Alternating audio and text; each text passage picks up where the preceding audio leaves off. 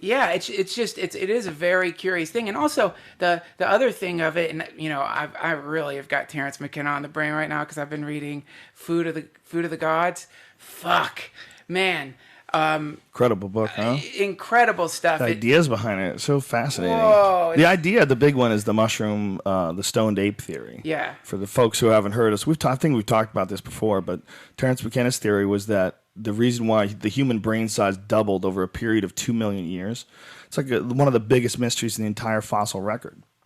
And he equates it to the time where the climate changed and rainforests receded into grasslands, and these monkeys climbed down from trees and started experimenting with new food sources. And they would flip over cow patties to find like bugs and beetles and shit, like they do that today.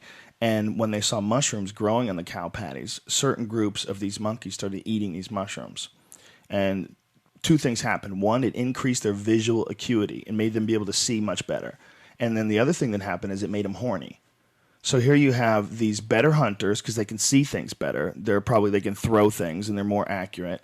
And then they're horny, so they're going to fuck. And then, of course, if they're eating plates of these fucking things, they're going to have psychedelic experiences. Sure. And if you're a monkey, maybe, and if you have psychedelic experiences like every day, maybe it's like a forced-fed, evolution thing. Well, can I throw? Can I throw? It's a crazy idea. And he has a very scientific mind, and I think he hated mentioning the idea of I don't think he hated mentioning it, but if you look at his live lectures, he always, like at one point he said he would much rather look at what happened to him when he was in the Amazon and figured out the thing about the I Ching. I don't know the exact quote, but he said he would much rather be able to call it psychosis than channeling because he was so anti the New Age stuff and the New Age movement.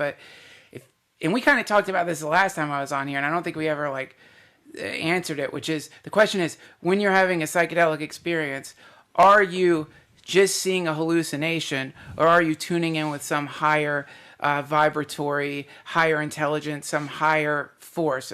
McKenna talked about extraterrestrials, and if you've ever been on a psychedelic, and sometimes you do experience something that you would think is extraterrestrial. So this is where it gets weird.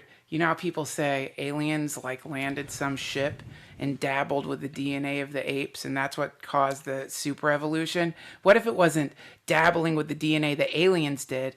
What if it was the communication, like McKenna said, was coming through the mushroom?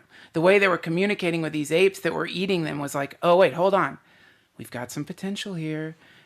They have brains that could develop. They're kind of tuning into us a little bit.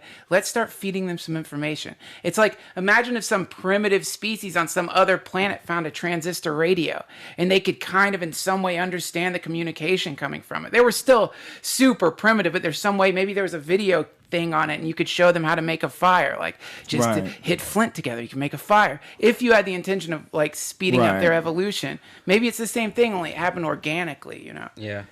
I would think the same. I would think that more than the other way. I would definitely think that they'd be much more willing to travel that way than by ships. Why do we think that if we figure out eventually that we are all one thing, if we figure out eventually that all life in the air and space and everything combined is all really connected in some sort of a strange way that we don't totally understand, but there's some sort of a connection.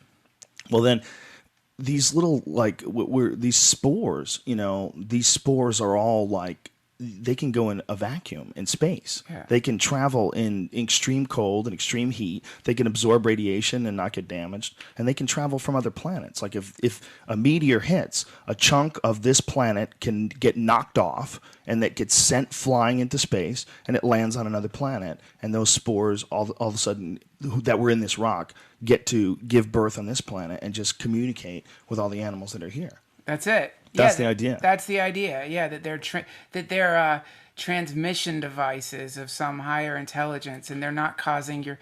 I just am so over that notion that hallucinating or being stoned is an artificial experience. Because I realized I was really high the other day, and I was walking down the street, and I was like, man, this is fucking beautiful. This is a beautiful day. I feel great. And then another part of my brain snuck in and was like. Yeah, but you're stoned. You're stoned. This isn't real happiness. Real happiness can only come without the influence of a drug.